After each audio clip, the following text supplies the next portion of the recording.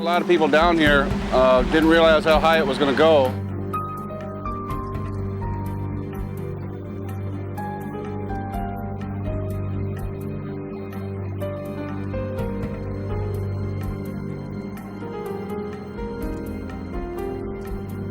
We're just hoping that we've got it protected, and we'll have to wait till morning and see what happens.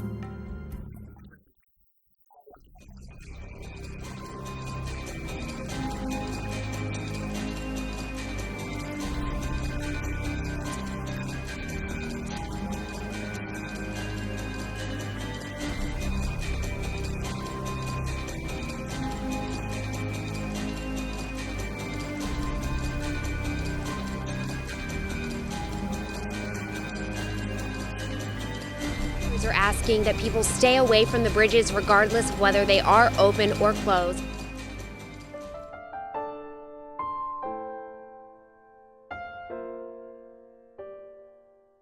Some of us have been friends for almost probably 50 years, and so it's hard to break up the community.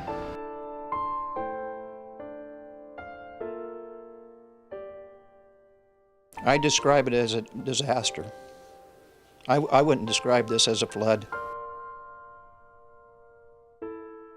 At this point, no one knows for sure how long it will take for the water to go down. You don't ever expect to be facing the circumstances that we face today. I think everybody's in shock. They never thought the flood would come to where they live. How often do you see a 500-year flood? We'll pick it back up, I know that.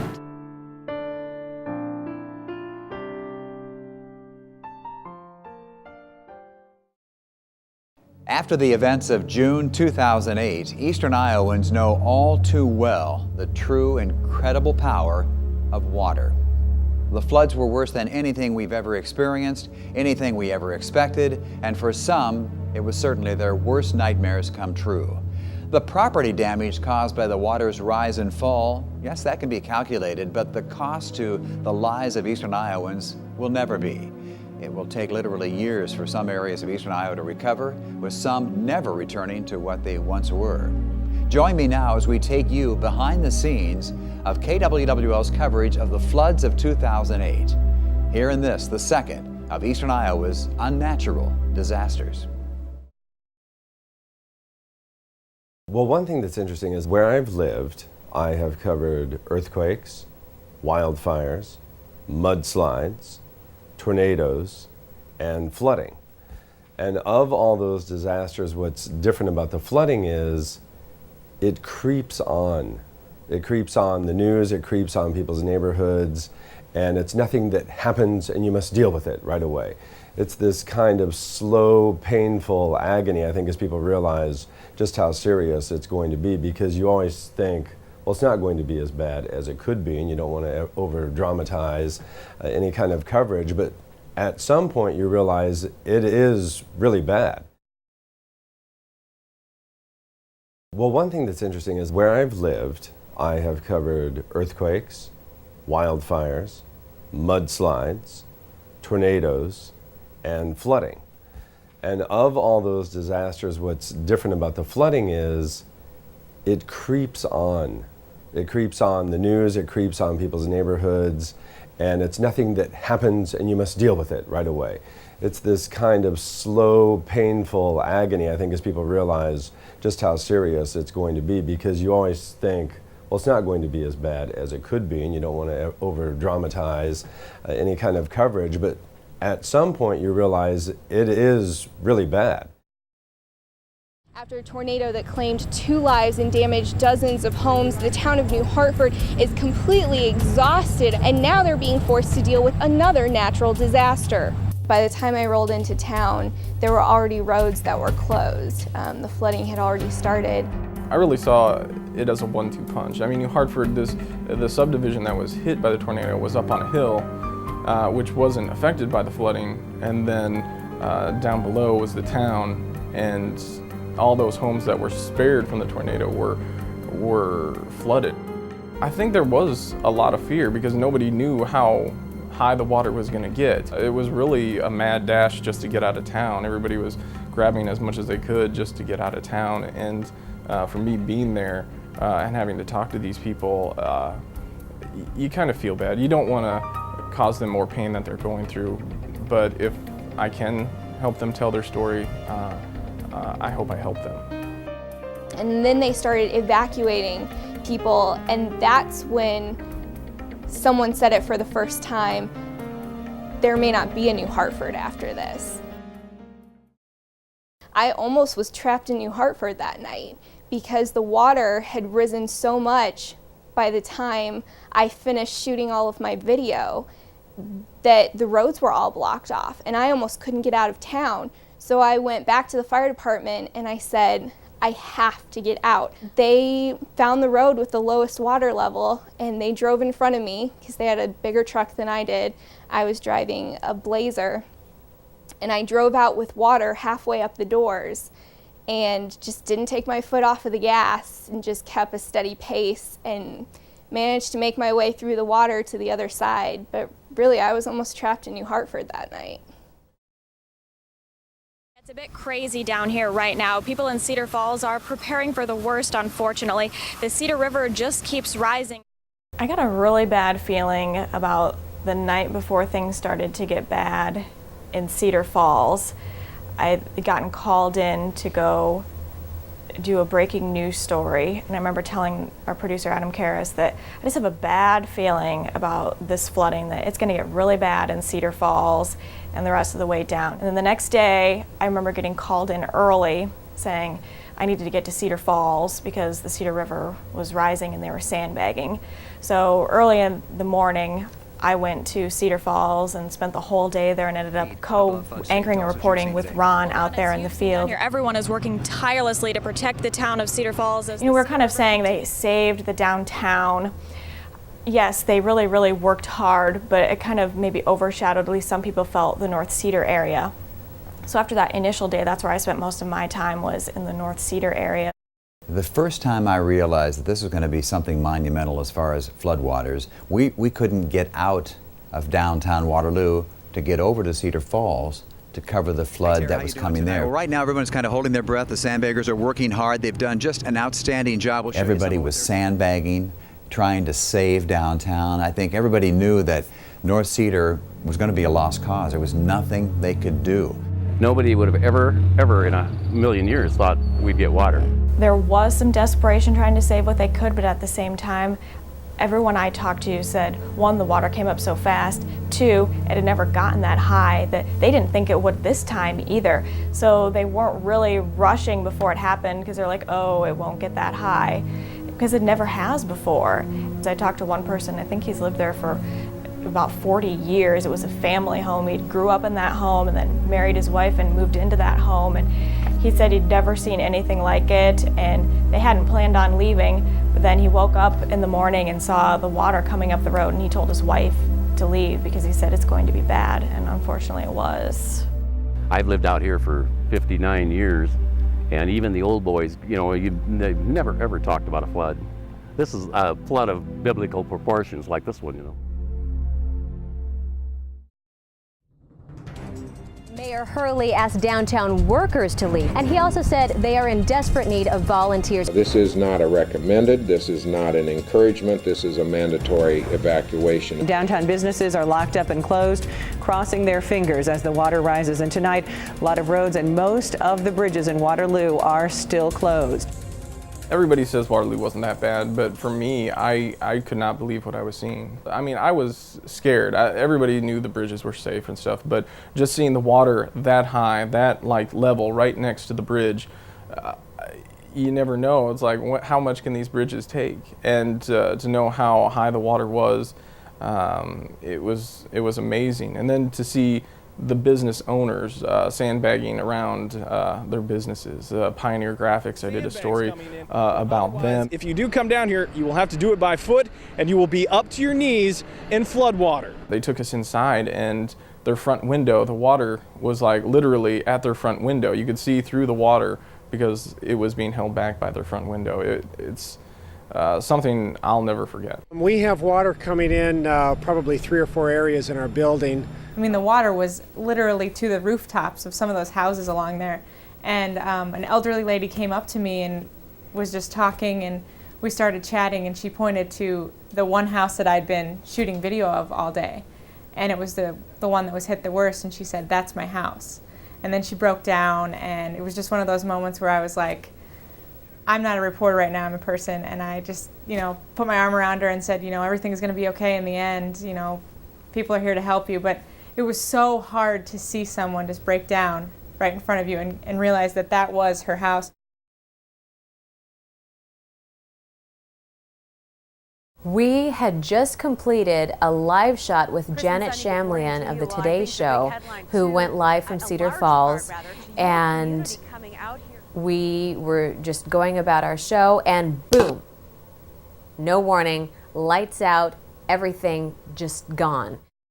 We had no power, we had no telephones, we had no computer or fax machine or printer, we had no bathrooms.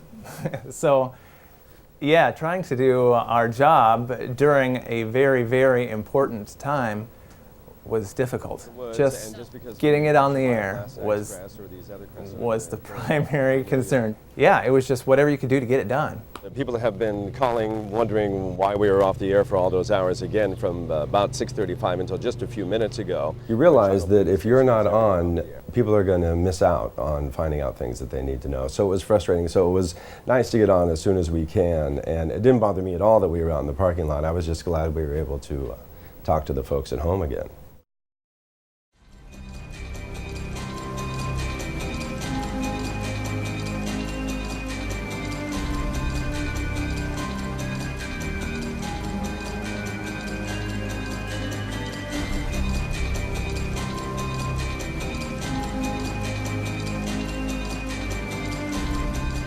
I think what we were really concerned about was that the original crest was around 24 feet. And then by 8 or 9 o'clock that night, they're talking, hey, this might hit 30, 31, 32 feet. And I think people were literally getting scared. We really didn't know what to expect. That was the whole thing. We knew that the forecast was high, but we were going into uncharted territory. And so when people would call and say, hey, how high is this going to get?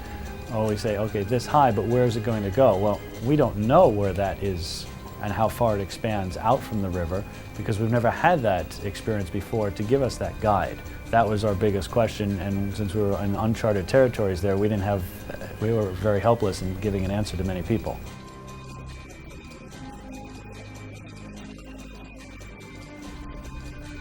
All over the buildings downtown, there's sandbags being put up. Volunteers have been working all day to protect most of the downtown buildings. We did a 10 o'clock live shot from right outside our bureau, right there on 1st Street in Cedar Rapids. And the very next morning, we had water coming up to our newsroom. And so that night, the funny thing that I remember is, our engineering guys went down there and they got the computers up and put them up on the countertops and figured, well, we'll get a few inches of water on the floor. And turns out we had water clear up to the ceiling in that newsroom. I mean, nobody really expected it to be that bad. We actually even reported, they're putting sandbags up around the Alliant Tower, just as a precaution so water wouldn't come in. And then that next morning, I see our reporter down there is scrambling to get everything that he can out of that newsroom. And yeah, I worked out of there for 5 years as a reporter.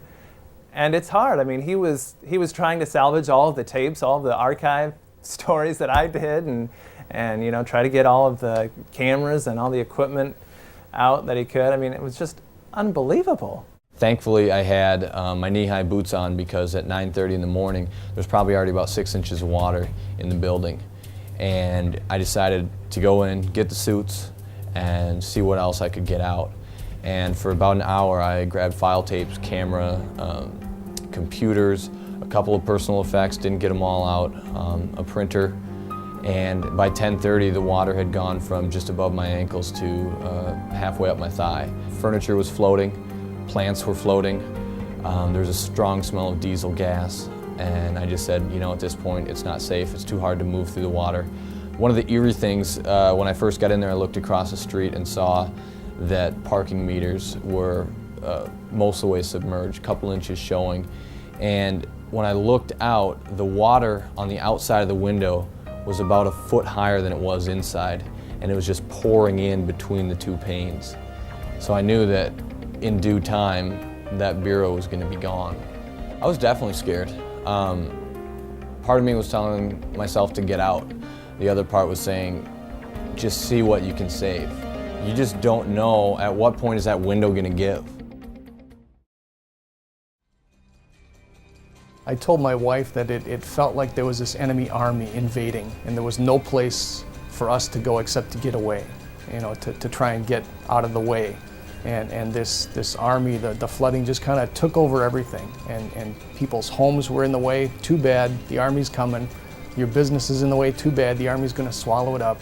It changed lives for a long time, and it's still changing lives now.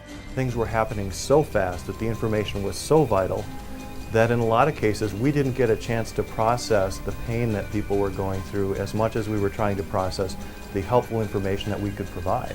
We watched the water keep creeping up downtown. It passes 1st Street, it passes 2nd Street, it passes 3rd Street. That's a lot of buildings. That's a lot of businesses. That's homes on the other side of the river. That's homes in another neighborhood. At that point, I thought, we've got a major catastrophe here. I was sitting there thinking it was going to end any minute because of how far it was coming up. It was so unreal that you kept thinking, it can't come farther. It can't. And every time we'd set up a live shot, within 5 minutes, the police would come up and say, hey, you got to move it back up a block, because the water's coming up too fast, and there were strong currents. But this water is rising very fast. I've been here since about 6:30 this morning, and it just keeps coming up. We're with the Coast Guard, and we got in the boat, and we had a local firefighter in the boat, and the first thing he told the Coast Guard was, make sure you drive down the middle of the street, because there's cars parked on both sides that we can't see. There's a gentleman who just pulled up here right beside me, got out of his pickup truck with a canoe and an oar. This man was determined to try to get whatever belongings he could. That day, I ended up going out with that guy in the boat, and that really made me realize the actual, how deep the water was. At one point, we went over a car. The antenna of the car was rubbing up against the bottom of the boat. And seeing the Iowa softball diamond water up to the top of the outfield wall, and then just knowing that just a couple days earlier, this entire place was just fine.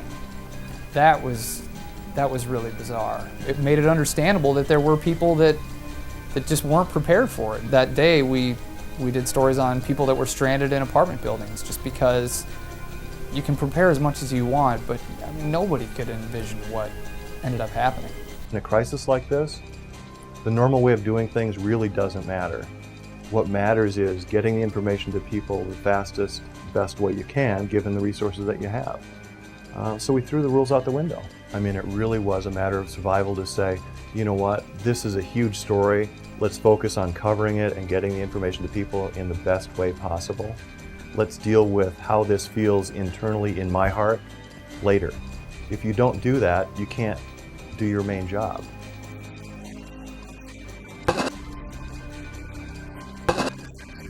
We're going to have to be a little bit more patient. These are the days when you're tested and you realize why you got into this business. And usually on a normal day of news, there are other ways to find out the information we're talking about. We're not the only ones giving this information, but in these kinds of situations, we might be the only ones at that moment who are able to tell people at home exactly what's going on, where they live, because this is information that's coming from anywhere. It's just information that we've been able to ascertain in large part to our own work or people who have called us. So you realize your words are more important, because truly people may not be hearing this anywhere else. Officials in Iowa City say the river could rise 2 more feet. They are urging anybody who lives in low-lying areas, prepare to leave your home. Crews are asking that people stay away from the bridges regardless. In Iowa City, there was a Herculean effort to get a sandbag wall built behind an entire neighborhood. They got it about 6 to 9 feet high, and it was about a mile long. That was amazing because it took them a week to build it. The worst part is it didn't work. The water came too high and people still had to evacuate their homes. But watching them every day, city employees working with residents, working with volunteers to get it done. People were desperately wanting to see if their houses were okay, and they were actually sneaking through the woods to get around the police to try and get in to just see their houses. They didn't even necessarily want to do anything at that point because they couldn't really. The water was still up in some areas. They were trying to sneak through the woods to just even see it. And one guy I talked to, it was because his dissertation was inside of his house. And he couldn't tell, did I lose all of my research? Did I lose 2 years worth of work that I've been doing? You know, so he just wanted to even get a glimpse. So people were coming through the woods in like rubber boots and these masks and bandanas just trying to see their house. And that was, you know, that really gets you. We were able to go with one of them while he walked around the outside of his house. The water had already gone down. It really was touching seeing the whole city trying to help. The irony is it didn't do much. The water slowly begins to retreat all across eastern Iowa. This is something that we have said for days now is not going to take simply weeks to clean up, but months and maybe even years. You can finally see Mays Island once again in the heart of downtown Cedar Rapids. This is challenging, but we've all pulled together to meet this challenge. The Iowa River is receding, but very slowly in the Iowa City and Coralville area of Johnson County. I think people, when they look at this thing, they'll go, wow, how did we do it? You know, how do we get out of there alive? How did we prepare for the unexpected or the anticipation of something that we've never seen before? The force of the water and the depth is just overwhelming. The first time I drove into Cedar Rapids post-crest was very, very difficult, and I don't think I'll ever forget the images that I saw driving through downtown Cedar Rapids, seeing, you know, a city gone because of water that, you know, people play in on the summertime. You know, people go out on the river all the time. You never think that that kind of thing could destroy a city. The good news out of that, though, is that I did see a lot of hope within all of that. You know, my mom was just recently in town, and I took her to Cedar Rapids, and I showed her around, and she said, wow, this is bad. And I said, no, this is good. This is progress. This is so much better than it was 2 days after the flood, or 2 weeks after the flood, a month after the flood. It's so much better than what it was, and I think that says a lot about the people in Cedar Rapids and all over eastern Iowa. I mean, people are just rebuilding like the flood was nothing. It was fairly hard. You know, I live in Iowa City, and I grew up in Cedar Rapids and have a lot of family there, so it was, you know, it was one of the few times an example of you're covering something that you're sort of a part of also. You know, seeing the places you grew up in and the places you lived in going through this was definitely jarring. When you go through the neighborhoods and you see those piles of debris in front of every home, and you know that's just the first pile. There are going to be many more piles to come. Then you know it's going to be a long recovery effort. My first reaction was, how will the neighborhoods ever be the same in terms of the culture and the people? Because when people move, or when things shift physically, emotionally there's a huge shift, and it's hard to restore everything. It's hard to restore it back to its original state or glory, or it's just hard to imagine people being able to get back to the status quo, and that's sad because a lot of people naturally don't like change, and that's why you're there. You like your city, you like your neighborhood, you like your schools. So to have this forcibly changed overnight is devastating.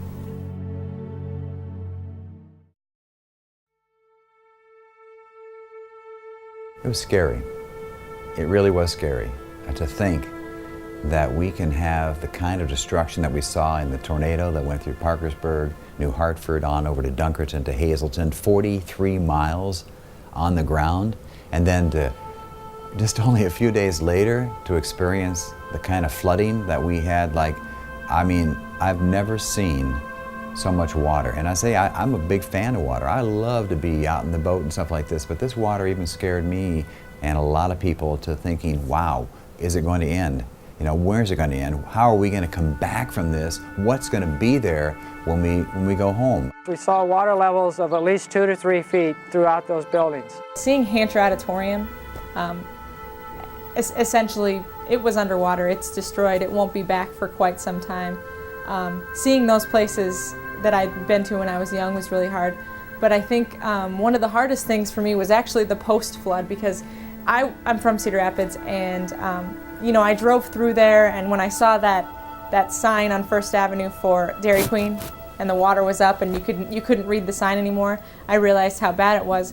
But when the water went down, they sent me back to Cedar Rapids to cover, post cleanup. And going through some of those neighborhoods that I drove through all the time growing up was really hard to see. The biggest effect on me was when I saw the Dairy Queen, downtown Dairy Queen, and the sign was just this much above the water. It's incredible because I know where that Dairy Queen is. I've been to that Dairy Queen, and I know how high that water had to have been. And I was very surprised when it was that high and they did not close the interstate. The other picture that stood out in my mind is the people that were getting rescued from their rooftops with their animals in the boats. We saw that video over and over, and just to even think about what it was like for those people who have to crawl out the second story of their home with their animals and ride a boat back to safety. And I remember they brought out one gentleman who was living alone but had some sort of disabilities and was waiting, I guess, for somebody to pick him up from one of the shelters. But it was very warm, and he had a pet cat, and I mean almost all the belongings he brought out were related to his cat. Like, you could tell that this cat meant the world to him. And he was sitting out there in this hot weather, and I remember the guy with the boat from the bank brought him something to drink, brought him an umbrella to shield him and the cat from the heat, and he had been sitting there for a good hour, and Sid and I were done with our day, and I was just like, I can't leave this guy here. Like, who knows when somebody's gonna come get him? So we actually took him, the first shelter they told us to take him to didn't allow pets, so then we had to go to the Johnson County Fairgrounds, and that's where we ended up, that's where he ended up staying with his cat. And but it was just, I couldn't imagine, I didn't know when somebody was going to get him there, and that was, it was a tiny thing, I guess, but covering it all the time, you just felt like, gosh, I want to be able to do something. That's the scene across the city as they continue to make rescues all across the flooded neighborhoods. The thing that stuck out most for me was us being parked on an off-ramp.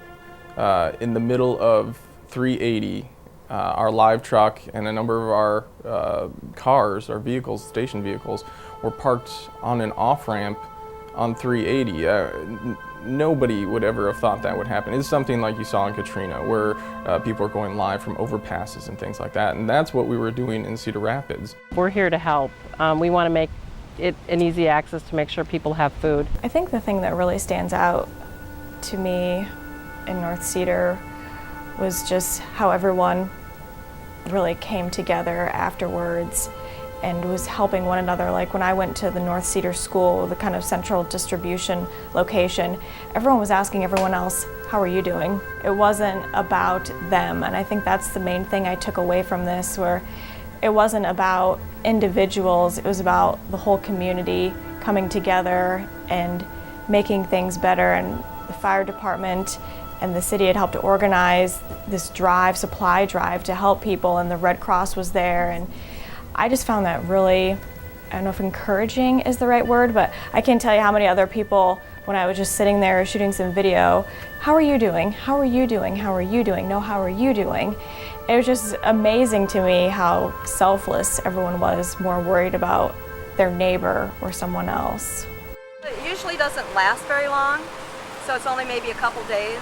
I interviewed a woman who lived at the edge of Cedar Falls, just on the river, and she lived in this beautiful little home surrounded by wildflowers, and she just described to me how it was her little paradise and how the water never really ruined it. Sometimes it would come up to her driveway, but even for the record-setting floods, it had just barely gotten into her home, and she wasn't worried. It was just an inconvenience and part of life when you live by the river. Well, I saw her a few weeks later at a city council meeting, and she grabbed my arm and she looked at me with tears in her eyes and she said, "Do you remember me?" And I said, "Yes, I have wondered about you over the last few weeks. What happened? How's your house?" And she just looked at me and all she said was, "My paradise is gone." And it just broke my heart because I remembered standing with her in the middle of all those flowers talking about how, you know, we didn't think anything was going to happen. You know, she just thought it was going to be a minor inconvenience and she ended up losing everything. It's opened me up to see that when natural disaster strikes, the good that comes out. You've heard a few stories of people scamming, but most of what you've seen is the Red Cross, the Salvation Army, church groups, people coming from other countries to donate money, donate blankets. It's little things like that that you really take for granted. I never thought I would eat a Red Cross meal in my life until Parkersburg hit and then the flood hit. And then you realize how important these nonprofit organizations are. And a lot of times we cover sporting events that had a connection to the floods. Waverly Shell Rock softball team making the state tournament despite the fact that they had to help out with flood recovery, you know, help out in their community, those players sandbagging before they actually were able to practice. Many stories like that where athletes were affected by the floods. You know, it just goes to show that we're all kind of in the same boat. Well, maybe it's because I'm a dad, but anytime I see children go back into that muddy house or the house that a tornado destroyed, their home is supposed to be their safe haven, you know? And when they go back and they look at what used to be the place that they felt the safest, not exist anymore, or not exist as they thought it, I mean, that's a big deal for a child. So those are the stories that seem to make more of an impact with me because of the innocence involved in a child's perspective. Adults, you know, we have to deal with a lot of stuff, but it really gets to me anytime actually I do a story where there are children involved. It's one of those things you just don't forget where you were, who you were with, what you saw, you know, people going down the streets in boats, people's homes, the entire home underwater, and just the smell. That's something that kind of sticks with you too. This isn't just a chance for friends and teachers to reconnect, but this may also serve as something of a statement. I guess it would be the rally before school for the kids who go to Taylor Elementary School. That school is the only school in Cedar Rapids School District to be wiped out by the flooding. A lot of the parents and the students and the teachers of that school are very possessive of it. They love the school. They want to come back to the school. The school district said, we're going to need to wait to get back into the school because we don't know how much damage there is and it may take some time to clean up.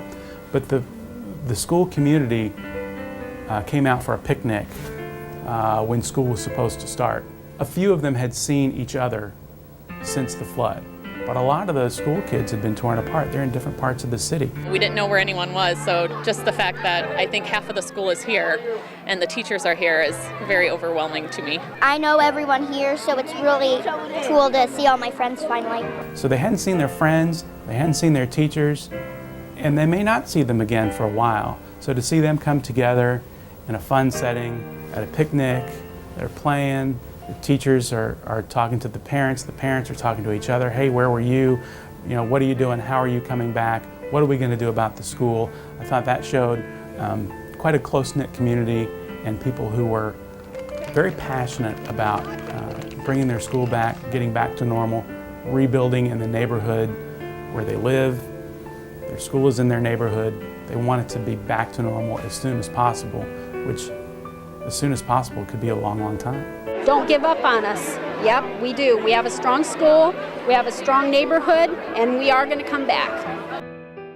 The disasters make her, but there's always some things that can make you feel happier. Arlene Cressley had a huge loss. She lost her home in the floods, and her great-grandsons decided to raise some money, and they had a cookie sale and I think a pencil sale on the side of the road, and they raised a whole $18. It made me cry I never dreamed that they would want to do something like that. It meant the world to their great-grandmother because it made her realize just how much they loved her. It just made you pause, look around and say, wow, you do have to accept that all of these material things and all of the quote-unquote things in your life are just that. They're not what's important.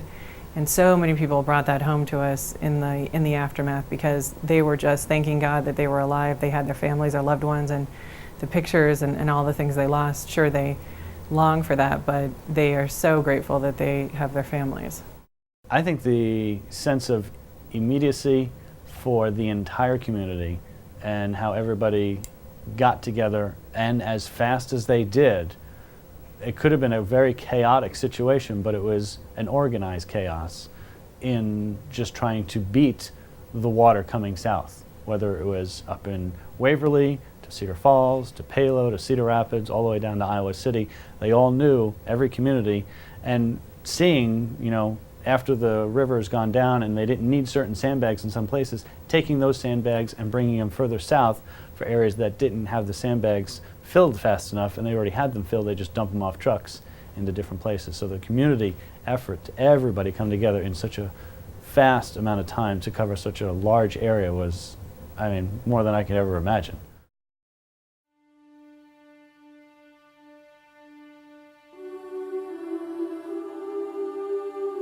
The sandbagging.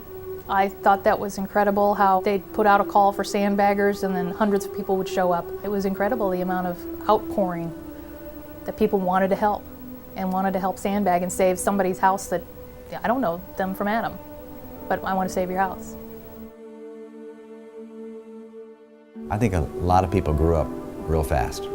I mean, you're thrown into the situation where, you know, we have a job to do. People are counting on us. They are truly counting on us to get this information out, valuable information for their families, for what's going on, to stay safe, to stay out of harm's way, to not get in the way. And a lot of our young reporters, you know, people come in, they work for us for a few years, they go on to bigger stations. You know, it's very unusual for someone like me to be around as long as I have, or for Bruce Alney at Channel 9, for example. He's been around a long time too. It's unusual for us to be here that long. In this particular case, our young reporters were thrown into a very, very treacherous fire, so to speak, with the tornadoes and the floods. And boy, they grew up fast. They learned a lot about themselves, how to think on their feet. Personally, my outlook on life really changed. I wouldn't say I was a materialistic person, but I am even less materialistic after this because everyone who I talked to who lost all of their belongings, their house, everything, they were like, that doesn't matter. What matters is that we're still here. And especially with the Leven's family who I interviewed, I really took that away from them because Nicole had said that she described herself to me before as a very materialistic person. After this, she said, you know, the only thing that matters is that we're still here. And that really resonated with me personally. I think I'm a better person for having covered this. Everybody was focused. I mean, seeing people working together to sandbag, it was just, it was remarkable. I don't recall seeing one person that was just like overcome with emotion and just couldn't handle what was going on. If people keep focused 5-10 years from now, Cedar Rapids is going to be a great looking city and it's going to be really vibrant. It reminded me that I am very small, that there are much more important things in life. And you always know that, but it's still very easy to get caught up in I want this, or I need this, or I'm unhappy, or I wish this was different. There's always those trivial things in your life, and there will always be those, but it was a very real reminder that there are much more important things. I am not a native Iowan, but I will definitely claim Iowa. And after seeing everything that people have gone through here and seeing how Iowans have reacted and not waited for help and just gone and said, we're gonna do this, we're going to be okay, let's help each other, I am so proud that I live in Iowa now.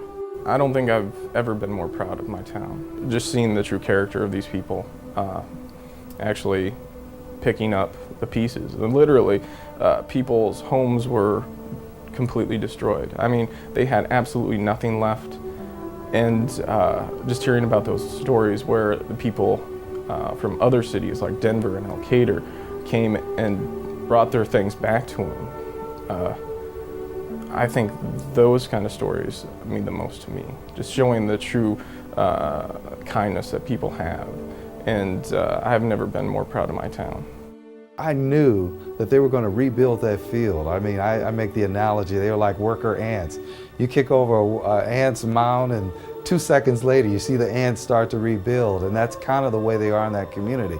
They have that mindset of work ethic, of getting things done, and a part of that is what Ed Thomas does on the football field. I mean, these kids that come in with a raw talent, but he molds it through work ethic, some of the values, the successful values that you see in terms of having pride in something, in terms of focus and wanting to be successful and wanting to win.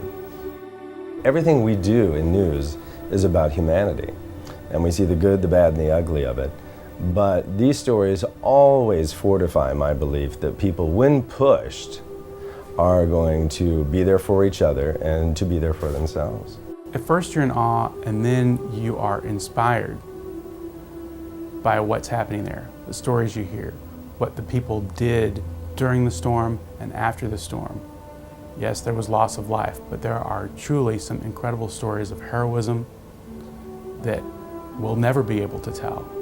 Every person has a story, and you hear their stories every time you go there. Every time you talk to someone, they have a story. And a lot of people just shrug their shoulders like, well, that's what we had to do. But when you think of truly what they did, it's incredible that there wasn't any more loss of life, that there wasn't any more injuries. It's incredible what happened there and what continues to happen there. I have been inspired by people's selflessness almost more than anything else, because hardworking people, they're tired, they just got home from work, and yet they go and sandbag for hours. Or people who have lost their homes already, and yet they're helping a friend not lose their home. Or, you know, they're a small business owner, they've lost their business, yet they give sandbags to help their competition. That really inspired me. A good friend of mine is a correspondent for CNN. She was dispatched here to cover the floods in Cedar Rapids, and she immediately called me and remarked about how striking it was to see the level of cooperation and the camaraderie, the generosity, because in all of her travels covering natural disasters nationwide, she had not seen anything to that extent on that level that she saw among Iowans. So that's when I sort of reinforced to her, hey, that's what I've come to know about Iowa, so I wasn't surprised to see that, but she was, so it was an interesting contrast for her. The floods and tornadoes and the coverage that resulted that I was a part of did change my life. They changed my life because so much of what we do as journalists becomes really oftentimes standard. I mean, we're doing a lot of the same stories day in, day out, and though there's a lot of variance, when you deal with two major tragedies in such a short time like this, nothing is going to ever compare to it in my career or leading up to it most likely. So you just can't walk away from this and not be a different person and approach severe weather and the potential for it differently from this point forward, definitely. Anybody who was a part of the tornado and its coverage, anybody who was part of the floods and the coverage of those floods, will be forever changed by them, because they were so big and so emotional and so important in the lives of everybody we serve. I really don't think I'm surprised by anything Eastern Iowans do when it comes to helping people anymore. I've seen enough tragedies in this area, from the floods of '93 to the tornado to the floods of 2008, to realize that Eastern Iowans have a special bond with each other. You know, it's not like a big city where people don't know your name, where people don't care about each other. People in the Midwest, and people in Eastern Iowa in particular, are caring people. And when a neighbor's in need, they help. I just hope that people realize that as bad as it was, there's always a great hope out there for recovery and for cooperation and working together and understanding that, hey, this is my community, this is your community, we're neighbors, we live together, we love each other, and we want to be there for each other. And boy, there's no doubt about it, I will come away with this for sure, that Iowans were there for each other throughout this whole disaster scene of the summer, spring and summer of 2008.